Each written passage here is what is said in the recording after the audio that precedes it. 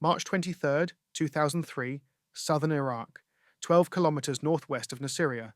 Everything was rust, and Staff Sergeant Marcus Holloway mashed his eye against the rubber cup of his AN/PVS-10 day-night sniper scope, watching the horizon fade into a wall of orange dust because the sandstorm had come in 40 minutes ago and it had consumed the desert, resulting in visibility of under 50 meters, and the air tasted of copper and grit, although even with his shemmer pulled tight around his face, he could feel the fine sand coating his teeth, his throat, the back of his tongue.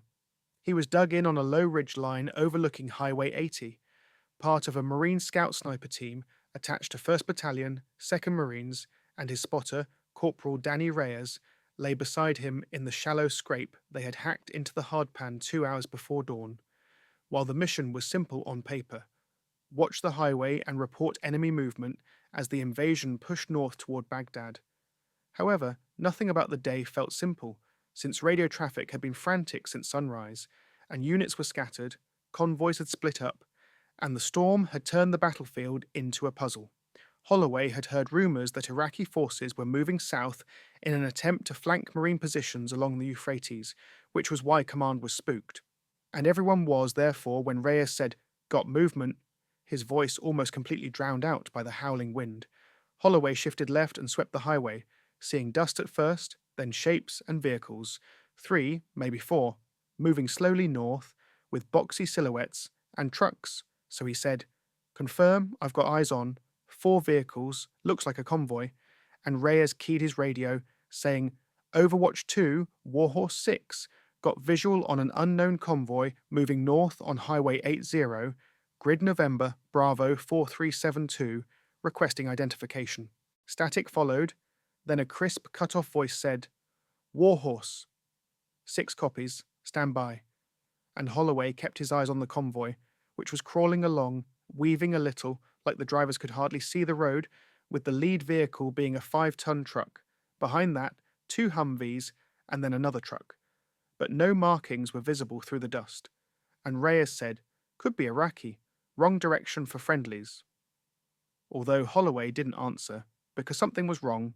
They didn't move like an enemy element, no urgency, no push. They looked lost. The radio cracked again, saying, "Overwatch 2, Warhorse 6, no friendly units in that sector. Repeat, no friendlies. Hawk 1-1 inbound for gun run. Danger close, mark target and pull back."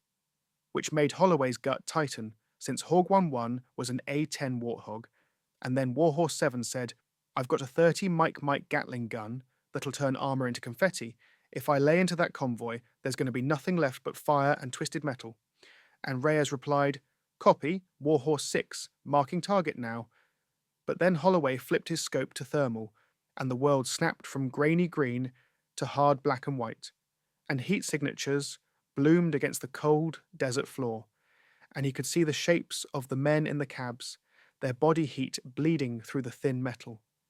And then he saw it, a small rectangle of brilliant white on the hood of the lead truck, another on the roof of the first Humvee, and another, which were thermal ID panels. So Holloway's breath caught, and he said, "Hold," sharply, and Reyes looked over, asking, "What?" And Holloway said steadily and tightly, "Holding the strike, those are friendlies." Reyes lifted his head, and his eyes were slits behind the goggles. "In this weather, you think we can even see them?" And, "We don't have an option," Holloway said, "because if they're ours, they're lost and blind, and if they're not, we need to know before someone else reports them." Reyes looked at the wind, the sand blowing sideways like water, and, "We'll lose comms as soon as we drop off this ridge, and then we move quick," Holloway said. So he checked his rifle, slung it, and grabbed the radio handset, then said, "Overwatch 2 moving to PID. We're moving up to the highway to get a good look, and the storm's screwing with our near IR, but thermal works though," Warhorse 6 replied after a second. Thus, "Overwatch 2, roger, comms are bad, keep it brief, air is on standby, armor is moving south of you." And, "Roger that," Holloway snapped the radio to his chest rig and turned to Reyes, therefore 2-minute checks. "If we get separated, we'll meet up again at that scuff." And Reyes was already stuffing his gear into his pack, so, "Copy, 2 minutes," and they crawled out of the pit and into the wind, because the sand stung like needles, and with goggles on, it was still like walking through static. They kept their heads down, hunched over, following the slope toward the highway, and the world shrunk to 10 meters of orange and grey and the silhouette of Reyes at Holloway's shoulder. Thus, every few steps, Holloway stopped and scanned with the scope in thermal. The ridge behind them was a grey blur, and the open country ahead rippled with the faint shimmer of heat. Stones warmed by the morning sun, a shallow ditch still hotter than the flats.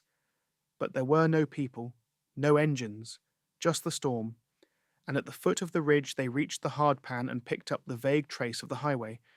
Two parallel strips a shade darker, half buried under wind-blown drifts, because the storm had reduced the world to shape and pattern, and the road was more sense than seen. Reyes tapped his wrist, and 2 minutes, and Holloway nodded, raised the scope, and swept left. Therefore there, faint, moving, a ribbon of heat trailing through the dust, which was the convoy's wake, and he pointed, and Reyes saw it too, so they jogged, heads down, following that barely there thread of warmth. Twice they lost it and circled until it came back, a smear against the cold, but the wind chewed their words to nothing. Thus they gave up trying to speak, and 500 meters out Holloway halted, and he raised a hand and sank to one knee, because Reyes dropped next to him, and Holloway raised the scope and scanned through the storm, and forms came into focus, closer now, which was the tail truck. Engine running hot, idling, its brake lights lost in the dust, but its exhaust a flare of flame in thermal. The Humvee in front of him was canted, as if the driver had veered off the centre line and then overcorrected, and they were moving slowly, maybe 10 miles an hour. So Holloway keyed his radio, and Overwatch 2 has eyes on Convoy at close range, travelling parallel on eastern flank, initiating friendly challenge, and Overwatch 2, caution, said Warhorse 6, because unidentified small arms fire reported in area of Route 80, verify PID prior to approach. Therefore Roger, and Holloway glanced at Reyes. We need something they can see, and Reyes opened his pack and produced a VS-17 panel, but in this storm it might as well have been a bedsheet. Thus Holloway shook his head, then patted his chest rig, and he produced a small IR strobe, thumbed it on, and watched it pulse bright in thermal, invisible to the naked eye. And he raised the strobe high and angled toward the road, staying parallel with the last truck, because Reyes stayed 5 meters off, rifle covering, and at 50 meters, the rear truck's brake lights winked to life.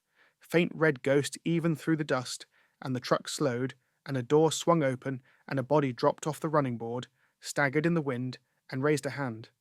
Holloway stopped, held the strobe high with one hand, and cupped the other to his mouth, and "U.S. Marines!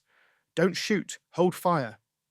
And the figure froze, because even at this distance, Holloway could see the posture change, the tension easing just a notch, and the man clasped his own hands together and shouted, but the wind swallowed the words, though the rhythm was American. So Reyes leaned in, and I think they're ours, and yeah. And Holloway lowered the strobe slightly, enough to gesture, thus, we're coming in. And they covered the remaining distance in quick bounds, pausing every few paces to raise their hands, raise the strobe, raise their silhouettes. At 20 meters, faces became visible beneath goggles, beneath scarves, eyes blinking against the grit, and there were army patches and dust-covered US flags, and the sort of exhaustion that you only saw on people who had been lost for far too long. Because Christ, you're Marines, the truck's dismount said, his voice hoarse, and we've been trying to call somebody for an hour, and you almost called in an A-10, Reyes said, which earned him a hollow laugh, quick and incredulous. So we got turned around near the river when the storm came up, the soldier shouted over the wind, and GPS died, compass went nuts, we were tracking the road and praying we weren't running into somebody's guns. And Holloway tapped the man's chest, where the thermal panel was partially peeling from the hood behind him. Therefore, these kept you alive?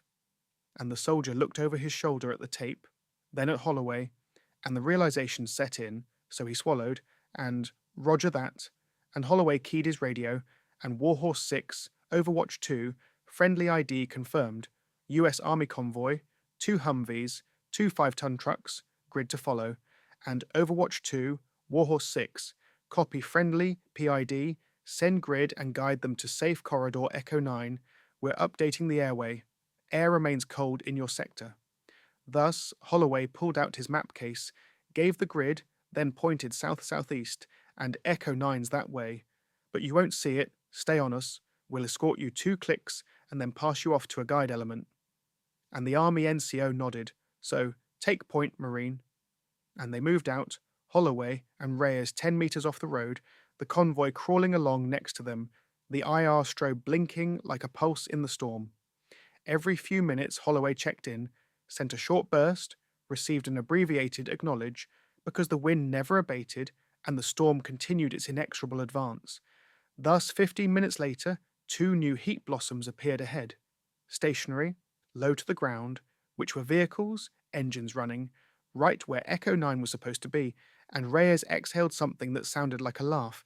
So, Warhorse 6, Overwatch 2, eyes on corridor guide vehicles, convoy is transferred, and Overwatch 2, roger that, standing by for tasking. And the guide unit took the army trucks with a flurry of gestures and short, shouted words, and hands grasped shoulders, and someone slapped Holloway's arm. Then the convoy eased past and disappeared into the orange, because Reyes stood there a second, letting his shoulders sag, and we nearly let them die. And Holloway glanced back down the road to the spot in the dirt where nothing stirred anymore. Therefore, we nearly did. And the radio crackled again, and Overwatch 2, Warhorse 6, well done. We have another report of enemy technicals heading south of your location. Move to grid, November, Bravo 4359er. Set up Overwatch and report. So Reyes rolled his neck, the grit sounding like sandpaper, and back to work. And Holloway nodded, turned into the wind, and began walking, because the sandstorm engulfed them, and the world shrank again to the scope's unfeeling gaze and the next 10 meters of desert. Reyes frowned at him, and Holloway said, backing away from the scope, "They're lost. They're heading north, straight for the Euphrates, because intel says Iraqi units are dug in along the river, and if they keep going, they'll drive right into an ambush." Reyes keyed the radio, saying, Warhorse 6, Overwatch 2, convoy continuing north on Highway 80, heading into enemy-held terrain, and we request permission to intercept and redirect. But the response was, negative, Overwatch 2, hold position, we're trying to raise the convoy now, stand by. Holloway kept the scope on the road, where the vehicles were already 500 meters past their perch, darting in and out of the orange haze, and he could still see their heat, but it was fading.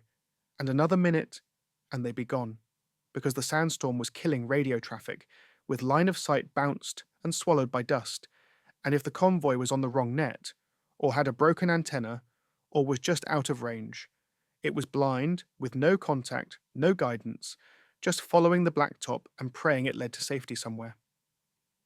Holloway said, "They don't have comms. If they did, they wouldn't be lost." And it tracked. Therefore, Reyes was already folding up the spotter's scope, and Holloway said, "We're going after them, aren't we?" And Holloway replied, "Yeah, we are." They moved, sliding off the backside of the ridge toward their Humvee in a shallow wadi, where the tan camo net was half buried under drifts, and Lance Corporal Jimmy Ortiz was riding shotgun with a map spread out in his lap, planning their next hide, when Holloway said, "Fire it up, we're rolling." And Ortiz didn't ask why, but turned the key, and the diesel coughed to life, while Reyes climbed into the back and took the M240 up top, and Holloway said, "North on 80, as fast as you can without losing the road." Ortiz dropped it into gear, and the Humvee clawed out of the wadi, where visibility was worse, maybe 30 meters, and Ortiz bent forward, squinting through the dust and dirt, searching for the faint edge of asphalt, while Holloway glanced down at the handheld GPS, and 40 clicks an hour was crazy in this crap, but they had to if they were going to catch up. Holloway flipped the rifle optic to thermal and looked forward through the passenger window, but saw nothing but dust, and Reyes said, "Warhorse 6, Overwatch 2, we are mobile, pursuing the convoy. Any update on ID?" And the response was, "Overwatch 2, Warhorse 6, contact with 3rd ID, 1 supply convoy, call sign Anvil 3, lost comms at 0930 hours, vicinity Nasiriyah, 4 vehicles, 1-5 personnel, last known matches your grid." A cold knot twisted in Holloway's chest, because 15 men didn't even know they'd almost been killed by their own air support and who still weren't out of it. Therefore, Reyes said, "Copy, Warhorse 6, we're bringing them home." As the Humvee slammed a pothole, and Holloway braced himself against the door, while the storm was building, the wind a constant roar, and sand drifted across the lanes, piling up in low ridges that Ortiz had to snake around. Holloway said, "There," and he pointed, because through thermal, 4 hot shapes were emerging 200 meters ahead, and the convoy had slowed to a crawl, while the lead truck was weaving, the driver blind. So Holloway said, "Flash them, get their attention." And Ortiz stuttered the headlights, on off, but there was no response, and the trucks continued their slow creep forward. Therefore, Holloway said, "Closer," and Ortiz pushed the selector switch again, and at 100 meters, 50 meters, the gap disappeared, and he could start to make out details. The lead was an M9 23 5-ton, canvas whipping in the wind, and the Humvees behind it were up-armored, turrets empty, every door buttoned up tight against the storm. Holloway said, "Pull up alongside," and Ortiz slid into the left lane and coasted past the rear truck. And as they pulled, even with the first Humvee, Holloway caught the driver's face through the glass. A young man, maybe 20 years old, his eyes wide with fear and confusion, and Holloway waved at him hard, making a stop motion with his hand. But the kid stared back, then reached for his radio. The convoy braked hard, brake lights flashing red through the dust, and Ortiz leapt ahead of the lead truck, slewed the Humvee across the highway, blocking it, then braked hard and killed the engine. Holloway was out before the vehicle had fully stopped, and he left the M40A3 slung, raising his hands to show he wasn't a threat. But the wind hit him like a shove, almost knocking him sideways, so he pulled his shemmer over his nose and mouth and started walking toward the lead truck. The driver's door opened and a soldier climbed down. A sergeant, mid-30s, with dust so thick on his uniform that you could barely see his rank, and his eyes were bloodshot, and he jittered, with one hand resting on the butt of the M9 at his hip. The sergeant screamed into the wind, "Who the hell are you?" And Holloway screamed back, "Staff Sergeant Holloway, 1/2 Marines." And the sergeant asked, "You Anvil 3?" Which prompted a sudden and almost painful relief, as he replied, "Yeah, Anvil 3, 3rd ID, 15th support, we've been lost." For 4 hours, GPS is fried, can't raise anyone on the net. Holloway informed him, "You're 12 clicks northwest of Nasiriyah." And the sergeant looked back at his trucks, then at Holloway. Holloway warned, "You're going right into enemy positions on the Euphrates. You need to turn around." And the sergeant looked at him, so Holloway continued, "And there's something else you need to know?" Which prompted the sergeant to wait, and Holloway said, 10 minutes ago, an A-10 was inbound to kill your convoy. We stopped the strike. It was close." The sergeant's face went white, and he whispered, "What?" As Holloway explained, "You were tagged as enemy movement. Nobody knew you were out here. If we hadn't seen your thermal panels, you'd all be dead." The soldiers behind him climbed out of the Bradley, pale and wide-eyed, listening, and a young private sat down hard on a Humvee's running board, hands shaking, as the sergeant whispered, "Jesus Christ." And Holloway felt a weight he couldn't shake, because they were lost in a sandstorm, scared, blind, with no idea that death had been seconds away, and they had no clue a pilot upstairs was setting up to roll in, finger tightening on the trigger, and the only thing between them and nothingness was a sniper's thermal picture and a team willing to trust it. Holloway reassured them, "You're safe now, but we need to turn you around and get you back to friendly lines. Can your vehicles move?" And the sergeant nodded, dazed. "Yeah, we're good, just lost." So Holloway replied, "Not anymore." Reyes let himself drop out of the turret and was already on the radio with Warhorse 6, and Holloway caught bits of it over the wind, grids, route, escort. But in a minute they had a plan, whereby Overwatch 2 would take Anvil 3 south on Highway 80 to the marine positions near Nasiriyah, then hand them off to 3rd ID. The sergeant stuck out his hand saying, "I don't know how to thank you," and Holloway said, "Get your men home," and took it, and they mounted up, with Ortiz firing the Humvee, doing a U-turn and taking point south.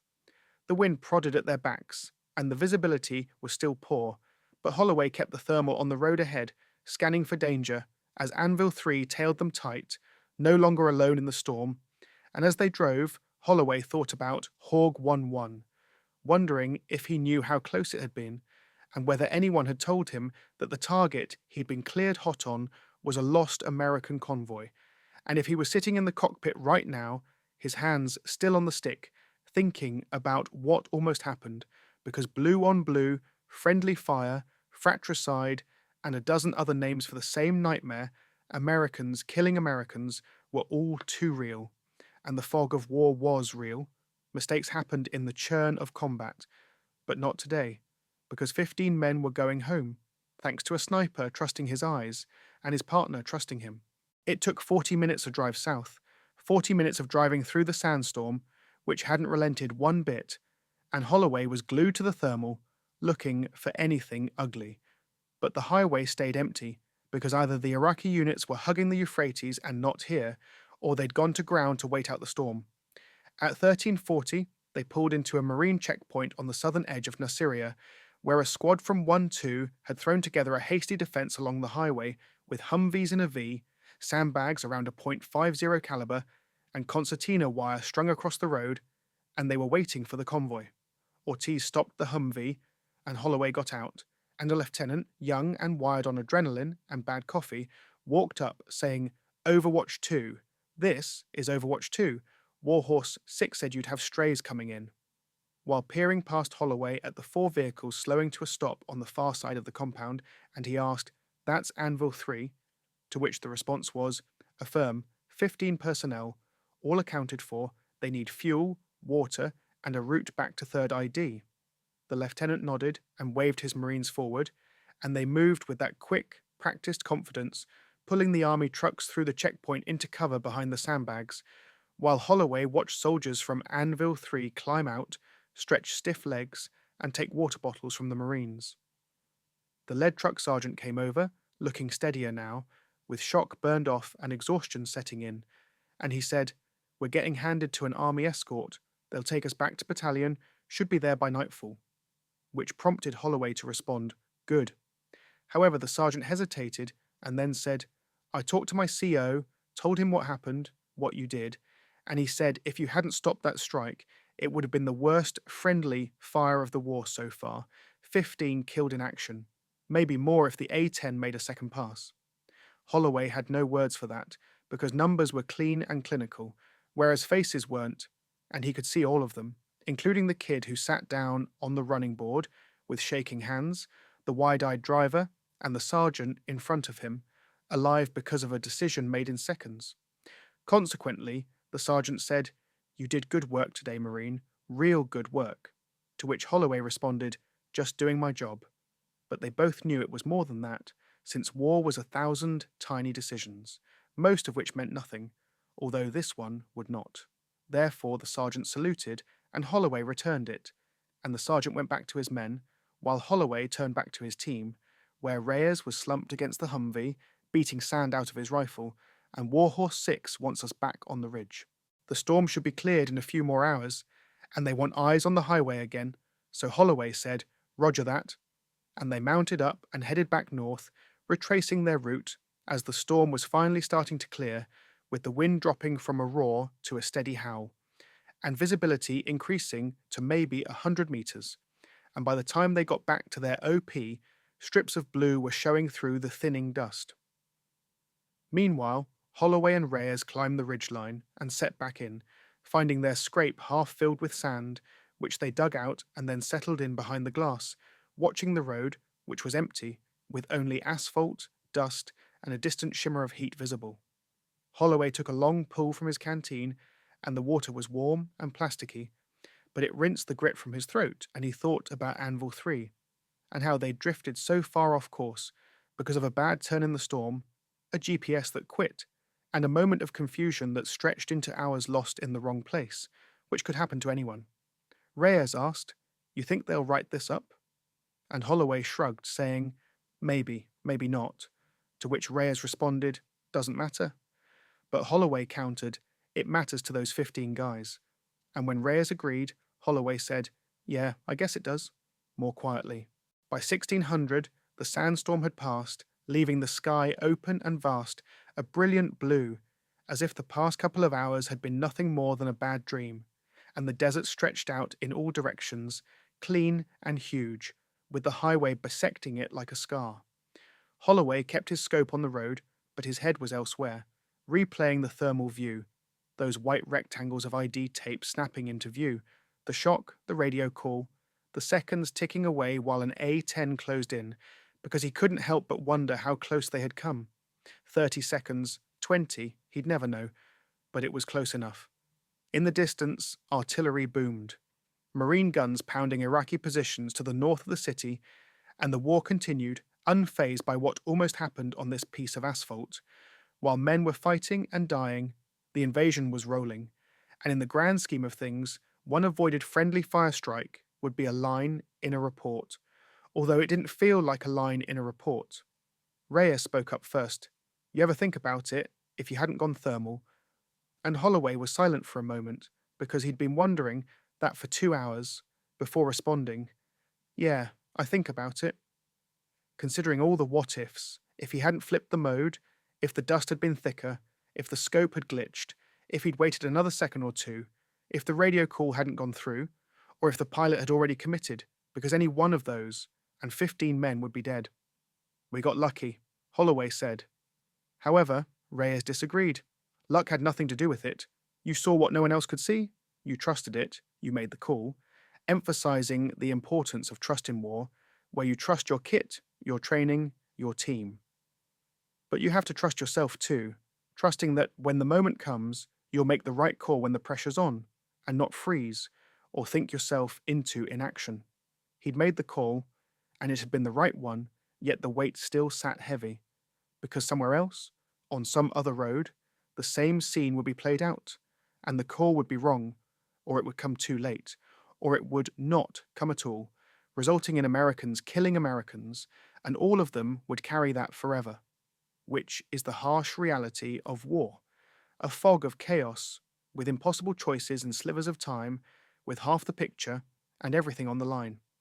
You know the worst part, Holloway said, and Reyes glanced at him as he continued, those guys in the convoy, they'll never really know. They'll know they were almost hit, they'll know we stopped it, but they won't know what it was like. In that moment, watching them in the glass, watching the tape, knowing what was about to happen, and if I was wrong, I'd be letting an enemy convoy walk, and if I was right and no one listened, I'd watch 15 Americans die. Reyes was silent, then responded, You weren't wrong, and they did listen. That's what matters. And Holloway nodded, Yeah, that's what matters. As the sun began to drop, casting a gold and amber glow over the desert, while somewhere south, Anvil 3 was headed back to friendly lines, 15 soldiers still trying to wrap their heads around how close they'd come.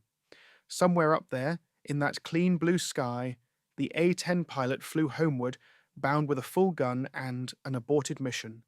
Maybe someday he'd hear the rest of the story. Maybe he'd never know what he almost chewed to pieces. Or maybe he was sitting there right now, hands on the stick, thinking about what almost was, and Holloway hoped he never had to find out. The radio crackled. Overwatch 2, Warhorse 6, and Reyes keyed up, Warhorse 6, Overwatch 2, go, before responding to the message. Be advised, Anvil 3 has reached friendly lines, en route to parent unit, mission successful, well done. With copy, Warhorse 6, and then turning to Holloway. Feels good, doesn't it? As Holloway swept the empty highway one more time.